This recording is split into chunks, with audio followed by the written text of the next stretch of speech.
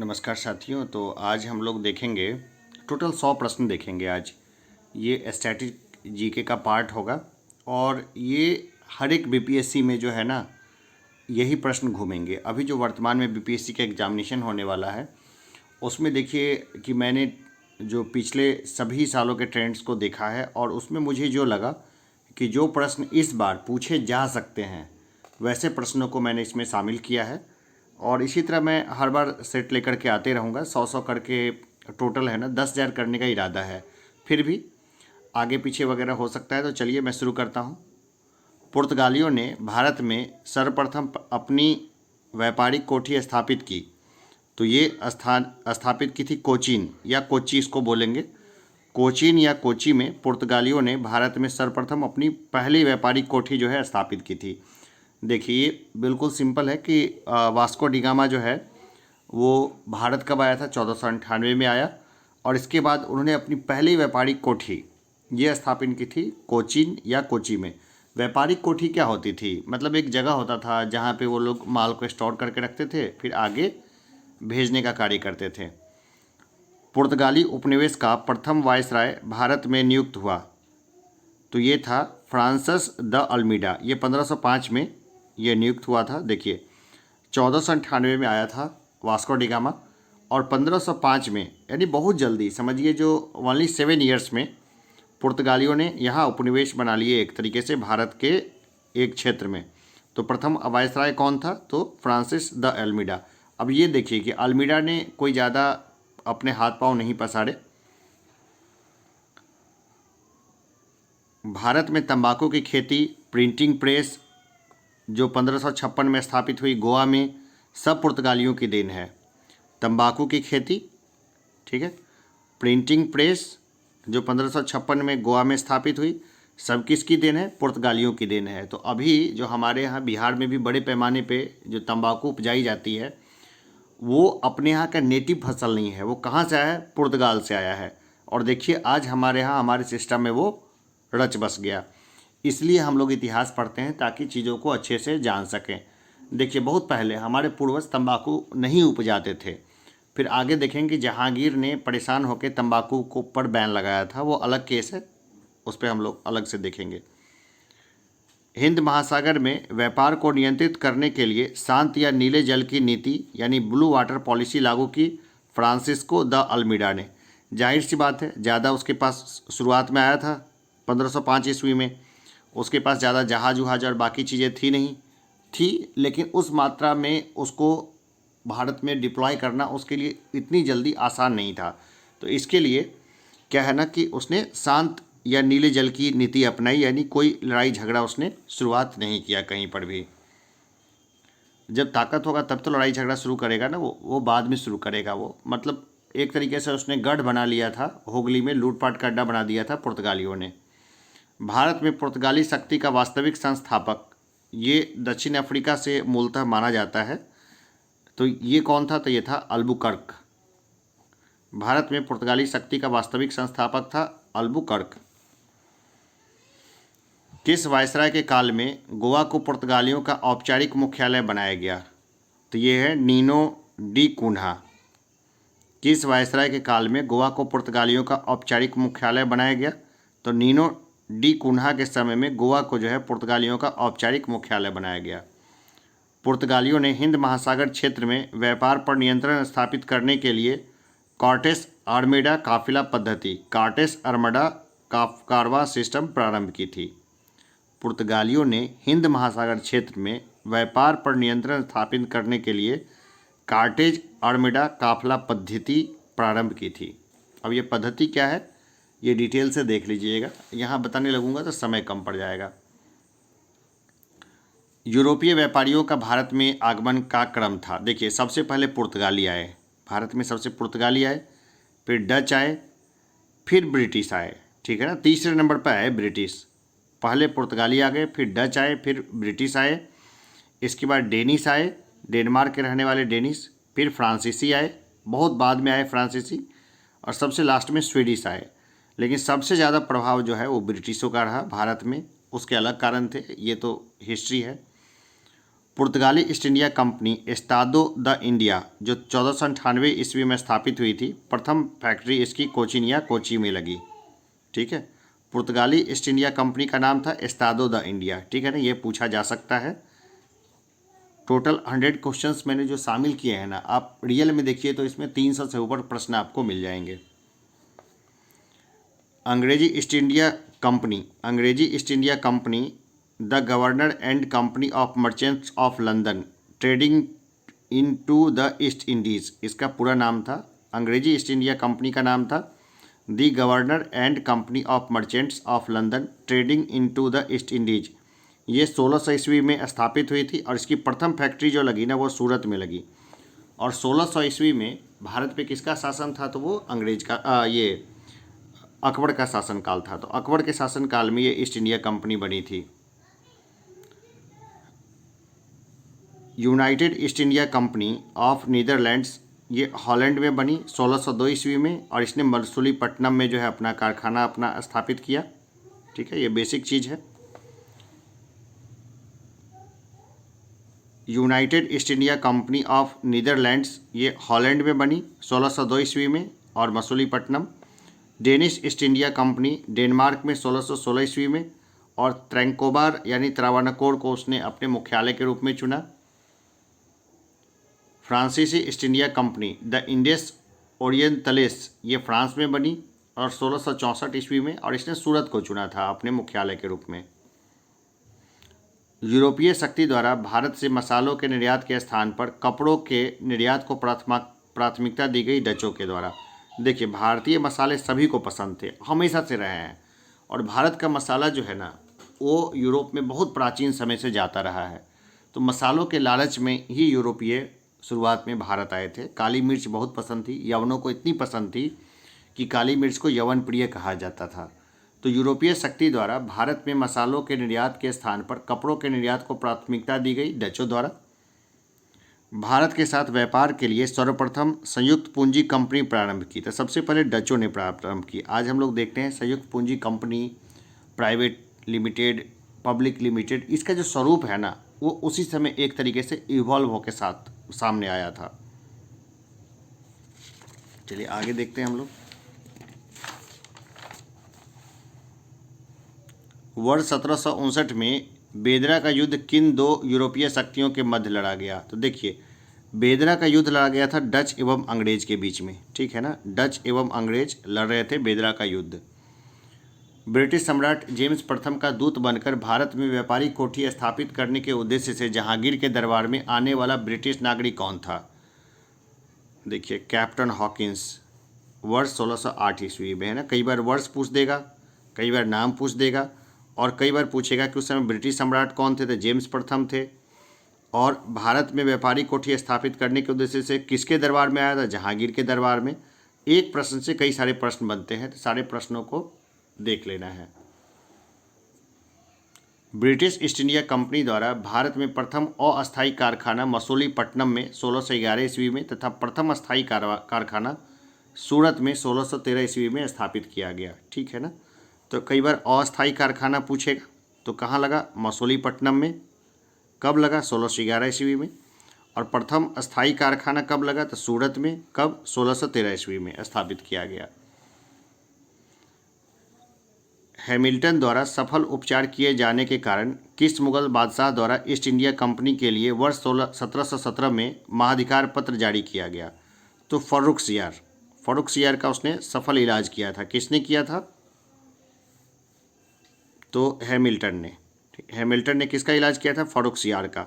बदले में उसको क्या मिला, ईस्ट इंडिया कंपनी के लिए 1717 में महाधिकार पत्र जारी किया। ठीक है ना, बदले में क्या किया, 1717 में महाधिकार पत्र जो है वो जारी किया गया। बम्बई शहरों के संस्थापक कौन थे, तो गेराल्ड ऑन्गियार। शहर होगा ज़्यादा, बम्बई शहर के संस्थापक कौन थे, तो ये थे गेराल्ड ऑन्गियार। कलकत्ता के कौन थे, जॉब चार्नक। दिल्ली के कौन थे, लुटियंस। तो ये सब बेसिक चीज़ है, ये मालूम होना चाहिए। वर्ष 1664 में फ्रांसीसी कंपनी की स्थापना किसके प्रयासों से की गई थी, कोलबार्ट के प्रयासों से। फ्रांसीसी कंपनी की स्थापना की गई लुई 14वें के कार्यकाल में। उस समय कौन था? तो लुई 14वां, ठीक है ना। फ्रांस की राज्य क्रांति किसके शासनकाल में हुई थी? चलिए, बहुत सामान्य सा क्वेश्चन है ये, मुझे कमेंट बॉक्स में ज़रूर बताइएगा। फ्रैंक कैरो द्वारा प्रथम फ्रांसीसी कंपनी की स्थापना की गई सूरत में 1668 ईस्वी में। फ्रैंक कैरो द्वारा प्रथम फ्रांसीसी कंपनी की स्थापना की गई कब? सूरत में 1668 ईस्वी में। फ्रांसीसियों द्वारा फोर्ट लुई नामक किला बनवाया गया पौंडीचेरी में। फ्रांसीसियों द्वारा फोर्ट लुई किला कहाँ बनवाया गया? तो पौंडीचेरी में।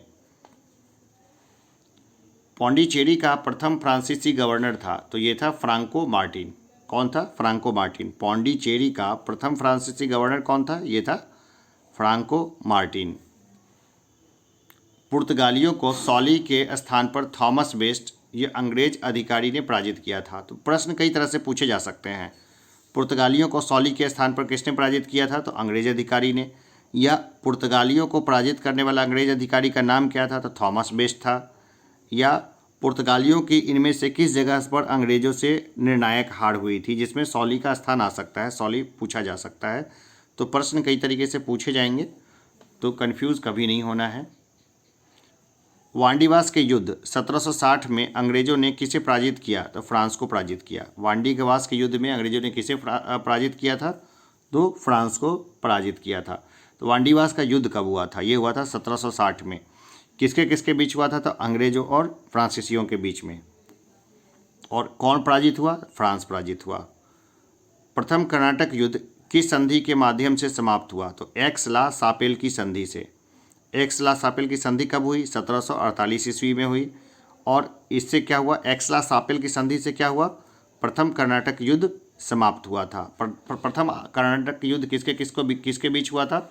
अंग्रेज और फ्रांसीसियों के बीच में। मुगल सम्राट द्वारा अंतिम रूप से नियुक्त बंगाल का अंतिम गवर्नर, देखिए, मुर्शिद कुली खां था।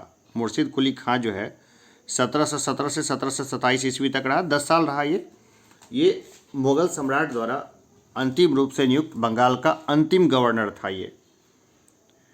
20 जून 1756 को ब्लैक होल की घटना नवाब सिराजुद्दौला के समय में घटी थी। देखिए, हॉलवेल ने इसके बारे में बताया था सबसे पहले, और ये एक तरह से झूठ था, प्रोपेगेंडा था, क्योंकि जितना छोटा कमरा में इतने अंग्रेज़ों को बंद करने की बात की गई थी वो संभव नहीं लगती है कि गर्मी से 22-23 लोग जीवित रहे।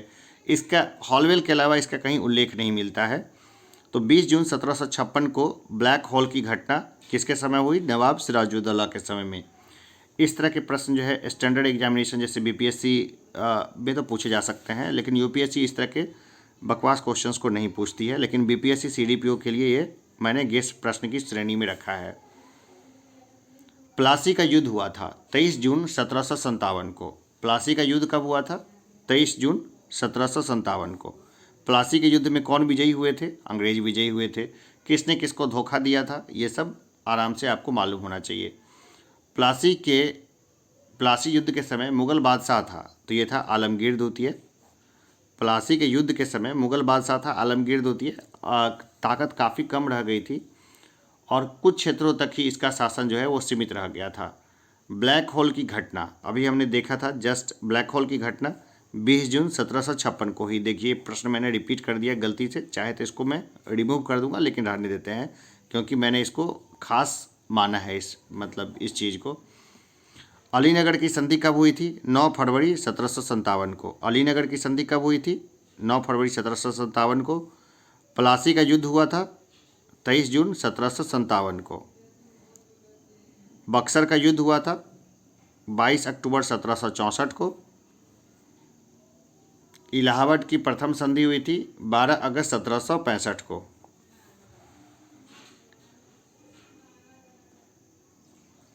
इलाहाबाद की द्वितीय संधि हुई थी 16 अगस्त 1765 को। बनारस की संधि हुई थी वर्ष 1773 में।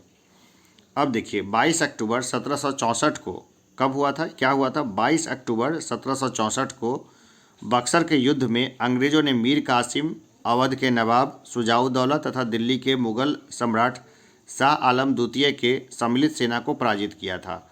और इसके बाद समझिए तो एक तरीके से सारा रास्ता खुल गया था अंग्रेजों का भारत में। बक्सर के युद्ध के समय ब्रिटिश सेना का सेनापति था, तो ये था हेक्टर मुनरो। बक्सर के युद्ध के समय ब्रिटिश सेना का सेनापति कौन था? तो हेक्टर मुनरो था। अब देखिए, स्वर्ग से उतरा सेनानायक किसको बोलते हैं? तो ये बोलते हैं रॉबर्ट क्लाइव को। रॉबर्ट क्लाइव एक क्लर्क था कंपनी में, लेकिन अपनी सैन्य कुशलता के कारण जो है वो बहुत तेज़ी से ऊपर बढ़ा और युद्ध का नेतृत्व किया, और बाद में तो आप जानते ही हैं वो यहाँ पर जो है गवर्नर की पोस्ट तक चला गया। इलाहाबाद की संधि के माध्यम से अंग्रेजों को बंगाल, बिहार और उड़ीसा की दीवानी प्राप्त हुई। ठीक है ना। इलाहाबाद की संधि कब हुई थी? देखिए, इलाहाबाद की संधि जो हुई थी वो 16 अगस्त 1765 को हुई थी और 12 अगस्त 1765 को हुई थी। 12 अगस्त 1765 और 16 अगस्त 1765 को हुई थी इलाहाबाद की संधि। तो इलाहाबाद की संधि के पश्चात बंगाल में द्वैध शासन की स्थापना की गई और इलाहाबाद की संधि के माध्यम से अंग्रेजों को बंगाल, बिहार और उड़ीसा की दीवानी प्राप्त हुई। तो इलाहाबाद की संधि के पश्चात बंगाल में द्वैध शासन की स्थापना की गई रॉबर्ट क्लाइव के द्वारा। रॉबर्ट क्लाइव ने द्वैध शासन किया, यानी कि सत्ता का केंद्र तो कोई रहेगा, लेकिन शासन किसके हाथ में रहेगी? अंग्रेजों के हाथ में। चुंगी वसूलेंगे अंग्रेज और कानून व्यवस्था देखेगा वहाँ का नवाब। ये बेकार व्यवस्था थी, यानी जिसके पास पैसा था ना, उसके ऊपर कोई जिम्मेवारी ही नहीं थी। बंगाल 1717 से 27 ईस्वी, संस्थापक इसका था मुर्शिद कुली खां। ठीक है। ये मुगल सम्राट द्वारा अंतिम रूप से नियुक्त बंगाल का अंतिम गवर्नर था मुर्शिद कुली खां। ये 1717 से 1727 ईस्वी तक था। हैदराबाद 1724 ईस्वी, इसका संस्थापक कौन था? निजाम उल मुल्क या चिनक्लीज खां। ये भी इसने ज़बरदस्ती जो है ना दक्कन में जाके इसने कब्जा किया था और मुग़ल बादशाह से एक तरीके से स्वतंत्र हो गया था, लेकिन उसने इसकी घोषणा कभी नहीं की। भरतपुर 18वीं शताब्दी, चूड़ामन एवं बदन सिंह ने इसकी स्थापना की।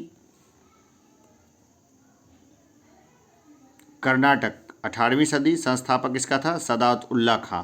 कर्नाटक का कौन सा संस्थापक? सदात उल्ला खां। अवध 1722 से 24 ईस्वी, कौन था इसका?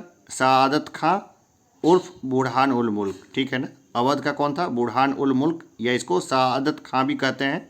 नाम से कंफ्यूज नहीं करना है, इसलिए मैंने इसको एक साथ लिखा है। जयपुर की स्थापना कब की? 18वीं शताब्दी में सवाई राजा जयसिंह ने। ठीक है ना। अब देखिए, जयसिंह का जो वंश था ना, उसमें सारे पुरुष खत्म हो गए हैं। चलिए आगे देखते हैं। रुहेल पठान 18वीं सदी, मोहम्मद खां बंगस। रुहेल पठान 18वीं शताब्दी, संस्थापक कौन था? मोहम्मद खां बंगस। मैसूर में 18वीं शताब्दी में हैदर अली ने वाडियार वंश को एक तरीके से रिप्लेस करके जो है अपनी जगह सुनिश्चित की थी। किसने? हैदर अली ने। हैदर अली कभी अंग्रेज़ों से पराजित नहीं हुआ था, अपने सारे युद्ध उसने जीते थे। तो दक्षिण भारत का हैदर अली कभी अंग्रेज़ों से पराजित नहीं हुआ। वर्ष 1842 से 44 तक गवर्नर रहे लॉर्ड एलनबरो का कार्यकाल कुशल अकर्मण्यता की नीति माना जाता है, यानी कोई खास युद्ध वगैरह नहीं लड़े इसने, सबको अपने हाल पे छोड़े रखा। तो वर्ष 1842 से 44 तक गवर्नर है कौन? Lord Ellenborough. किस लिए मशहूर है? कुशल अकर्मण्यता। तो ये भी बहुत अच्छा प्रश्न बनता है और इसलिए मैंने इसको शामिल किया है। 25 अप्रैल 1809 को अमृतसर की संधि संपन्न हुई महाराजा रणजीत सिंह तथा अंग्रेजों के मध्य में। 25 अप्रैल 1809 को कौन सी संधि हुई थी? अमृतसर की संधि। किसके बीच हुई थी?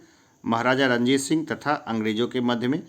महाराजा रणजीत सिंह जो थे वो सुकरचकिया मिस्र के थे और वो एक ही आँख थी महाराजा की, इसलिए उन्होंने बोला था कि ईश्वर की इच्छा थी कि मैं सभी धर्मों को एक आँख से देखूं, इसीलिए ईश्वर ने मेरे एक आँख की रोशनी जो है वो छीन ली है। सुकरचकिया मिस्र के थे और सारे मिस्रों में उसने एकता स्थापित की और लाहौर को राजधानी बनाया। शाह शुजा से कोहिनूर हीरा प्राप्त किया। ये सब महाराजा रणजीत सिंह के उल्लेखनीय काम रहे हैं। वर्ष 1845 में प्रारंभ हुआ प्रथम आंग्ल सिख युद्ध के दौरान भारत का गवर्नर जनरल था, तो ये था लॉर्ड हार्डिंग प्रथम। वर्ष 1845 में प्रारंभ हुआ प्रथम आंग्ल सिख युद्ध के दौरान भारत का गवर्नर जनरल कौन था? तो ये था लॉर्ड हार्डिंग प्रथम। प्रथम आंग्ल सिख युद्ध समाप्त हुआ लाहौर की संधि से। ठीक है ना। सिख और जो अंग्रेज है लड़े काफ़ी दिन और ये लाहौर की संधि से जो है ये समाप्त हुआ। अब देखिए महत्वपूर्ण संधियों को देखते हैं। पुरंदर की संधि 1665 ईस्वी,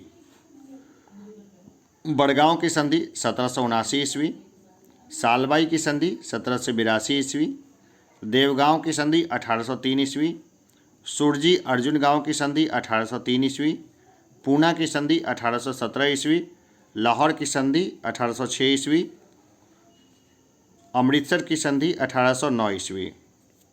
ठीक है, ये सब संधियां जो है बहुत महत्वपूर्ण है।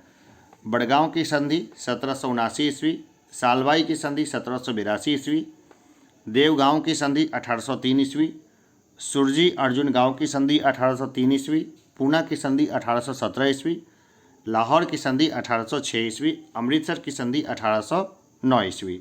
ये सब संधि है ना वो महत्वपूर्ण है और इसलिए मैंने इन सारे संधियों को यहाँ पर दिया हुआ है।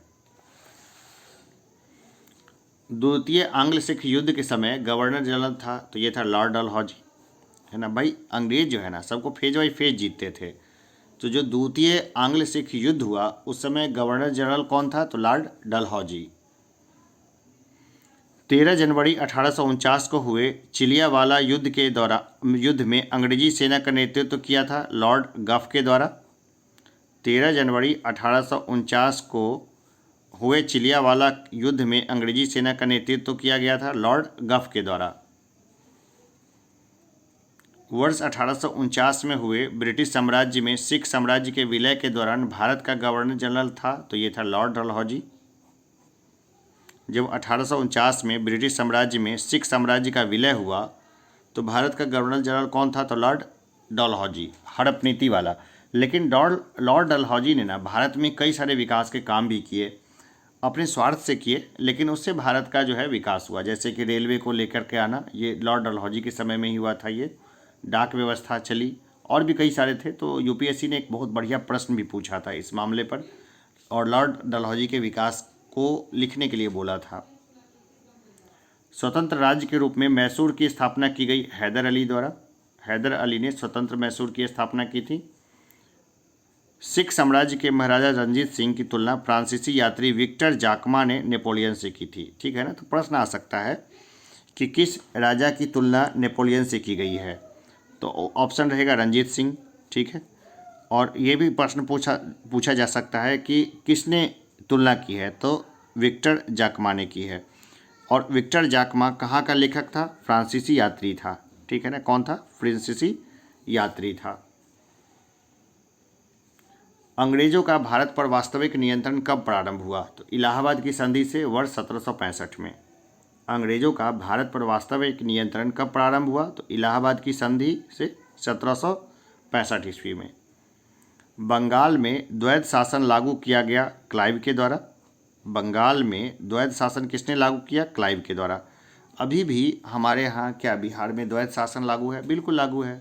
केंद्र सरकार और राज्य सरकार दोनों का शासन है ना, तो हो गया द्वैध शासन। द्वैध शासन को समाप्त किया वारेन हेस्टिंग्स ने कब समाप्त किया, 1772 में। द्वैध शासन को समाप्त किया वारेन हेस्टिंग्स ने कब, 1772 में। न्यायिक सेवा का जन्मदाता कौन है, तो वारेन हेस्टिंग्स। क्यों भाई, क्यों माना जाता है न्यायिक सेवा का जन्मदाता, क्योंकि इसने कोर्ट की स्थापना की थी। कब की थी, कहाँ की थी, किस तरह की थी, वो भी महत्वपूर्ण प्रश्न है और यहाँ से भी प्रश्न बनते हैं। देखिए, वारेन हेस्टिंग्स के कार्यकाल में रेगुलेटिंग एक्ट 1773 के अंतर्गत वर्ष 1774 में कलकत्ता में सुप्रीम कोर्ट की स्थापना की गई थी। प्रथम मुख्य न्यायाधीश कौन थे, तो एलिजा इम्पे थे। तो पहली बार हाई कोर्ट बना या सुप्रीम कोर्ट बना, कोई कॉन्सेप्ट क्लियर हुआ, नहीं हुआ क्लियर, दिमाग लगाइए। पहली बार हाई कोर्ट बना या सुप्रीम कोर्ट बना, और पहले न्यायाधीश कौन थे, एलिजा इम्पे थे। कौन थे, मुख्य न्यायाधीश। कहाँ पर बैठते थे वो, सुप्रीम कोर्ट। कहाँ पर, कलकत्ता में। कब बना था, 1774 में बना था। कैसे बना था, तो रेगुलेटिंग एक्ट 1773 के अंदर में बना था। और किसके कार्यकाल में बना था, तो वारेन हेस्टिंग्स के कार्यकाल में बना था ये। भारत में पुलिस सेवा एवं सिविल सेवा का जन्मदाता लॉर्ड कॉर्नवालिस। ठीक है, भारत में पुलिस सेवा एवं सिविल सेवा का जन्मदाता लॉर्ड कॉर्नवालिस। देखिए, भारत में सिविल सेवा का जन्मदाता कौन हुआ? Lord Cornwallis. ये कई जगह आपने देखा होगा। लेकिन पुलिस सेवा का जन्मदाता कौन था? तो वो भी लॉर्ड कॉर्नवालिस था, ठीक है ना। आईएएस आईपीएस जो हम अभी देखते हैं वो किसकी देन है? तो लॉर्ड कॉर्नवालिस की देन है। वर्ष 1863 में प्रथम आईसीएस अधिकारी बनने का गौरव सत्येंद्र नाथ टैगोर को मिला। 1863 में प्रथम आईसीएस अधिकारी बनने का गौरव किसको मिला? सत्येंद्र नाथ टैगोर को मिला। देखिए उस समय ये मामला इसलिए कठिन था क्योंकि आईसीएस बनने के लिए जो एज थी, मैक्सिमम एज, वो थी 19 ईयर्स। अब बताइए 19 साल के तो लड़के ही होते हैं आजकल। अभी जैसे 32 ईयर्स एज है ना, उस समय ऐसा नहीं था, 19 साल ही एज था। चलिए आगे देखते हैं। ब्रिटिश भारत में लोक सेवा संबंधी आयोग, तो देखिए एचिंसन आयोग 1886, लॉर्ड डफलिन, ठीक है। लोक सेवा संबंधी आयोग देखते हैं हम लोग। एचिंसन आयोग 1886, लॉर्ड डफरिन। इस्लिंगटन आयोग 1912, लॉर्ड हार्डिंग टू। ली आयोग 1923, लॉर्ड रीडिंग, ठीक है। ये सब बेसिक है, जानना जरूरी है। भारत सरकार अधिनियम 1935 के अंतर्गत संघीय लोक सेवा आयोग के गठन का प्रावधान ली आयोग के सुझाव पर किया गया। भारत सरकार अधिनियम 1935 के अंतर्गत संघीय लोक सेवा आयोग के गठन का प्रावधान ली आयोग के सुझाव पर किया गया। भारत सरकार अधिनियम 1935 के अंतर्गत संघीय लोक सेवा आयोग के गठन का प्रावधान ली आयोग के सुझाव पर किया गया। भूमि सुधार अस्थायी बंदोबस्त प्रणाली लागू की गई लॉर्ड कॉर्नवालिस के समय में।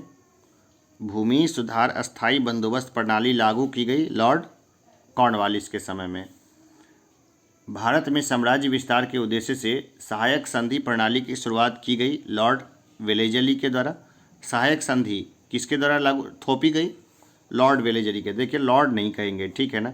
ये लोग तो भारत का बुरा ही एक तरीके से कर रहे थे, अपने स्वार्थ में अंधे थे, हमारे हिंदुस्तानी भाइयों का खून बहा रहे थे। तो इसलिए इनके नाम के आगे जहाँ जहाँ लॉर्ड लिखा है ना, मैं काट दूंगा। तो मैं थोड़ा ये भावना में बह के करूँगा, तो आप देख लीजिएगा कि भाई लॉर्ड एग्जाम में लिखना है या नहीं लिखना है।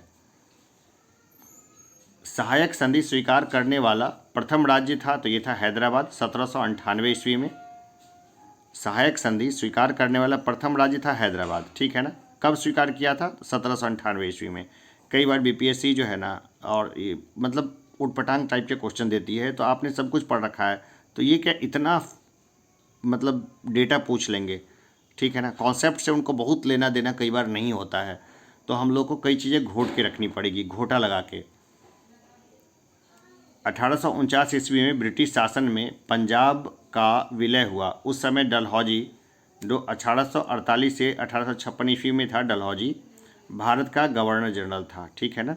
कौन था? भारत का गवर्नर जनरल था। कब?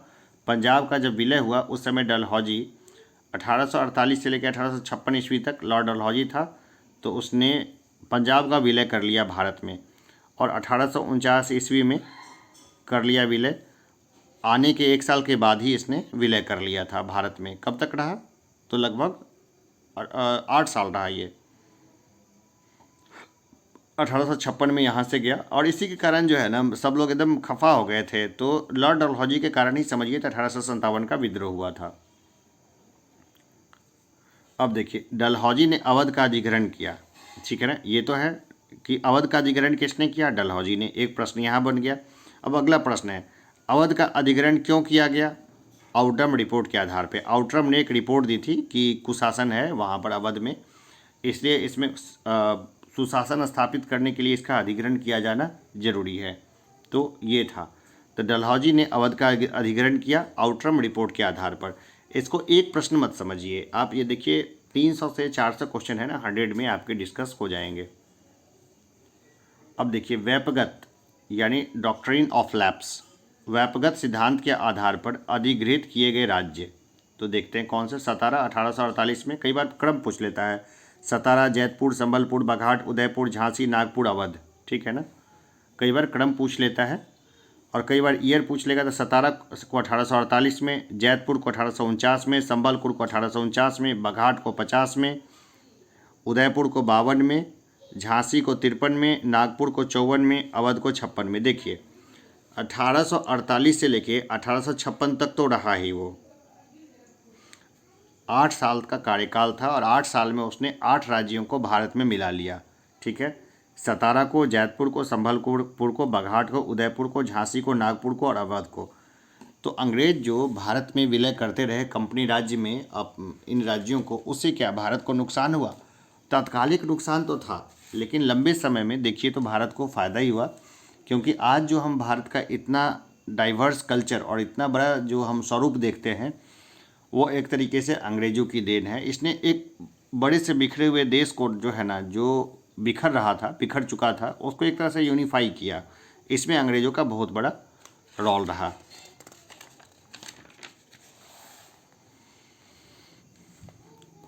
चतुराईपूर्ण निष्क्रियता यानी मास्टरली इनएक्टिविटी की नीति संबंधित है जॉन लॉरेंस से। कोई युद्ध नहीं, कोई झगड़ा नहीं, कोई फसाद नहीं।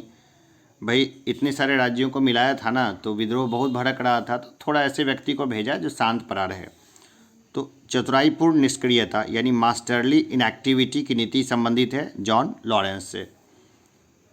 वर्ष 1861 में भारतीय दंड संहिता Indian penal code IPC lord Canning के कार्यकाल में निर्मित की गई। अब देखिए, इंडियन पिनल कोड ये किसके कार्यकाल में निर्मित की गई है? लॉर्ड कैनिंग के समय में। 1857 का विद्रोह किसके समय हुआ था? लॉर्ड कैनिंग के समय में। और इसके बाद भी लॉर्ड कैनिंग रहा और उसने कई सारे महत्वपूर्ण योगदान दिए, जिसमें सबसे प्रमुख हम मान सकते हैं इंडियन पिनल कोड को, आईपीसी को। आज भी भारत में आईपीसी का ही इस्तेमाल होता है। राज उपाधि अधिनियम 1876 पारित करके महारानी विक्टोरिया को कैसर ए हिंद की उपाधि प्रदान की गई। भाई किस अधिनियम के द्वारा कैसर ए हिंद दी गई? तो राज उपाधि अधिनियम। कब दी गई? 1876 में। किसको दी गई कैसर ए हिंद की उपाधि? राज उपाधि अधिनियम संशोधित करके, तो महारानी विक्टोरिया को। ठीक है ना, कई सारे जो है एक ही साथ प्रश्न निकल जाते हैं। राज उपाधि अधिनियम 1876 पारित करके महारानी विक्टोरिया को कैसर ए हिंद की उपाधि दी गई। स्ट्रेची आयोग क्या था? अकाल आयोग था। भारत का प्रथम अकाल आयोग था। उस समय खूब अकाल पड़ते थे और हम लोग का सौभाग्य है कि हमारे समय में किसी किस्म का अकाल नहीं पड़ता है। ये हम लोग बहुत भाग्यशाली हैं इस मामले में कि हमने इतनी विभीषिका अकाल की नहीं देखी है, अन्यथा जो हमारे पूर्वज थे उन्हें बहुत कुछ सहा है। तो स्ट्रेची आयोग कब बना? 1880 ईस्वी में बना। और ये किससे संबंधित था? तो भारत का प्रथम अकाल से संबंधित था। हमने जब अपनी नज़रें खोली उस समय हरित क्रांति हो चुकी थी। नॉर्मन बोरलॉग विश्व में क्रांति ला चुके थे, हरित क्रांति, और फिर उन्हीं की काउंटर पार्ट भारत में हुए एमएस स्वामीनाथन, उन्होंने भारत में क्रांति लाई। और इस तरह से हमारे समय में हमें खाने पीने की कोई समस्या उत्पन्न नहीं हुई। लेकिन हमारे जो पूर्वज थे उनके पास कुछ न कुछ अकाल की यादें हैं, और हमें अपने पूर्वजों को जो है ना समझना चाहिए। जो हमारे कई सारे लोग होंगे जिनके दादाजी उनको कड़वे लगते होंगे, तो आप दादाजी के साथ हमेशा अच्छे रिलेशन बनाएं, क्योंकि उन्होंने जो सहा है ना वो हम सोच भी नहीं सकते, और उन्हीं के बनाए ग्राउंड पर हम लोग आगे बढ़ रहे हैं। तो चलिए हम लोग आगे देखते हैं। भारत में अस्थाई स्वशासन का जनक कौन था? तो ये थे लॉर्ड रिपन। अस्थाई स्वशासन यानी आज जो पंचायती राज सिस्टम हम लोग देखते हैं, तो इसका जनक कौन था? तो ये लॉर्ड रिपन था। यानी अंग्रेज अधिकारी कई सारे थे जो बहुत विजनरी थे, फिर भी हम इसमें लॉर्ड का उपयोग नहीं करेंगे, लॉर्ड हटा देंगे। रिपन ने किया था, आप अपना लगाए, कोई इशू नहीं है।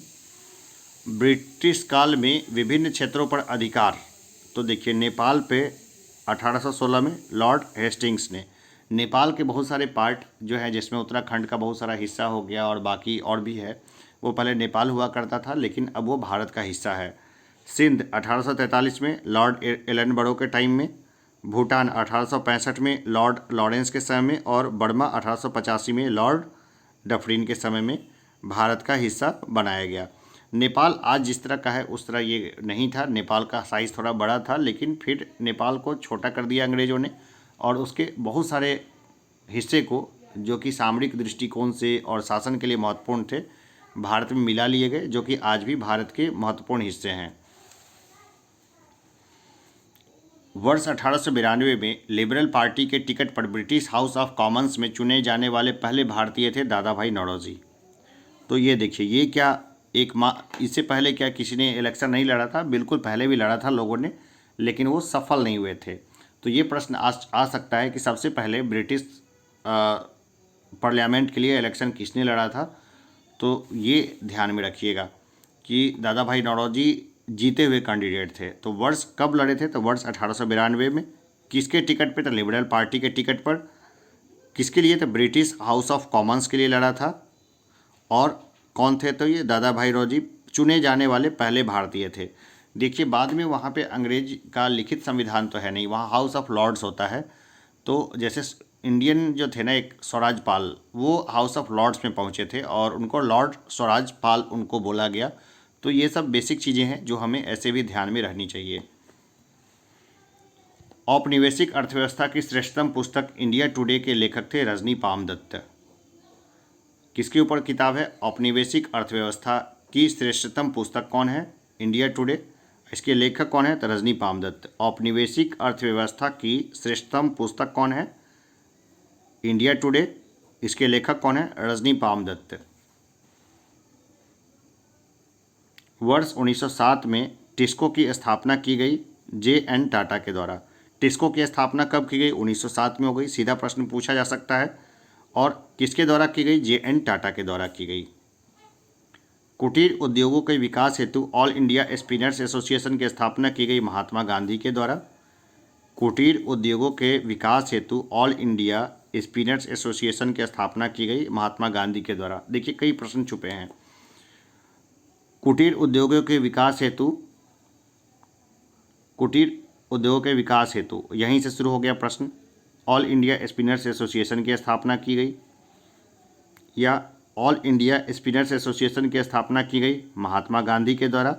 महात्मा गांधी के द्वारा ऑल इंडिया स्पिनर्स एसोसिएशन की स्थापना की गई किसके लिए? तो कुटीर उद्योगों के लिए। वर्ष 1854 में Bombay spinning and weaving company की सूती वस्त्र फैक्ट्री स्थापित की गई कावसजी डाबर के द्वारा। कावसजी डाबर के द्वारा क्या स्थापित किया गया? Bombay spinning and weaving company. क्या चीज़ थी ये? सूती वस्त्र फैक्ट्री थी। कब स्थापित की गई? तो 1854 में। 1857 के विद्रोह से भी 3 साल पहले ये स्थापित की गई। वर्ष 1855 में भारत का प्रथम जूट मिल स्थापित किया गया श्रीरामपुर, पश्चिम बंगाल में। भाई, प्रथम जूट मिल कब स्थापित किया गया? प्रथम जूट मिल स्थापित किया गया कब? 1855 में। कब कब कहाँ? श्रीरामपुर में। ये कहाँ पर है? ये पश्चिम बंगाल में है।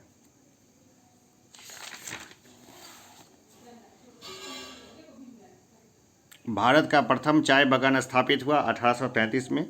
भारत का प्रथम चाय बागान कब स्थापित हुआ? 1833 में। कहाँ हुआ? असम में हुआ। ठीक है, इसके ऊपर एक लंबी सी स्टोरी है। अब डिजिटल बोर्ड लाऊंगा तो मैं इसके बारे में डिटेल से बताऊंगा कि कैसे अंग्रेज चाय की खेती भारत में लेकर के आए। तो भारत का प्रथम चाय बागान स्थापित हुआ कब? 1833 में। ठीक है, कहाँ? असम में ही हुआ। गवर्नर जनरल वारेन हेस्टिंग्स ने इराजेदारी प्रथा फार्मिंग सिस्टम का प्रारंभ भू राजस्व की वसूली के लिए किया था। भाई, इराजेदारी प्रथा कौन लेकर के आया? ठीक है, वारेन हेस्टिंग्स। ठीक है, कौन था ये? गवर्नर जनरल था। ये तो सब लोग जानते ही हैं। इराजेदारी प्रथा से संबंधित कौन है? Warren Hastings. किस लिए था? फार्मिंग सिस्टम का प्रारंभ भू राजस्व की वसूली के लिए किया। किसने? गवर्नर जनरल ने, वारेन हेस्टिंग्स ने। गवर्नर जनरल वारेन हेस्टिंग्स ने इराजेदारी प्रथा फार्मिंग सिस्टम का प्रारंभ भू राजस्व की वसूली के लिए किया था। 1857 ईस्वी की क्रांति सर्वप्रथम प्रारंभ हुई थी मेरठ से 10 मई 1857 को। ये पूछा जा सकता है। ये तो पूछा ही जाता है कि सर्वप्रथम क्रांति कहाँ से शुरू हुई? तो मेरठ से शुरू हुई। कब शुरू हुई? तो 1857 सब लोग जानते हैं, लेकिन 10 मई याद रखना भी जरूरी है। 10 मई 1857 को मेरठ से जो है क्रांति शुरू हुई थी। 1857 ईस्वी के विद्रोह के समय ब्रिटिश प्रधानमंत्री थे पामस्टन। 1857 के विद्रोह के समय ब्रिटिश प्रधानमंत्री कौन थे? ये पामस्टन थे। ये इसलिए भी महत्वपूर्ण है क्योंकि फिर बाद में इन्होंने ना कंपनी शासन को समाप्त करने में बहुत महत्वपूर्ण भूमिका निभाई थी। और उस समय जो भी रानी थी या जो भी वहाँ के प्रधानमंत्री थे उनका नाम रखना भी नाम याद रखना भी हमारे लिए ज़रूरी है। 1857 ईस्वी में इलाहाबाद को आपातकालीन मुख्यालय बनाया था लॉर्ड कैनिंग ने। ठीक है ना, ये कैनिंग बहुत मतलब महत्वपूर्ण कैरेक्टर है, क्योंकि लॉर्ड कैनिंग के समय में ही जो है ना 1857 का विद्रोह हुआ था, और उसके बाद से ही सारा सिस्टम है वो बदल गया था, काफ़ी बदल गया था। तो चलिए 100 प्रश्नों के बहाने हमने लगभग 300 से 500 प्रश्नों को देखा यहाँ पर, और लगातार इसको देखिएगा इस सीरीज़ को, और जहाँ तक हो सके अगर आपको अच्छा लगे तो इसको लाइक ज़रूर कीजिएगा, शेयर कर सकते हैं इसको, और सब्सक्राइब भी कर सकते हैं। अगर आपने अभी तक सब्सक्राइब नहीं किया है तो उससे क्या काफ़ी मोटिवेशन मिलता है, और बहुत सारे लोगों को मदद भी मिल जाती है इसमें, जो लोग दूर दराज के हैं नहीं कर सकते हैं। मैं नई टेक्नोलॉजी लेके आने को लेकर के काफ़ी सीरियस हूँ, और आप देखेंगे समय के साथ मैं नई तकनीक लेकर के आऊँगा। अभी के लिए इतना ही, फिर मिलते हैं एक छोटे से ब्रेक के बाद। धन्यवाद।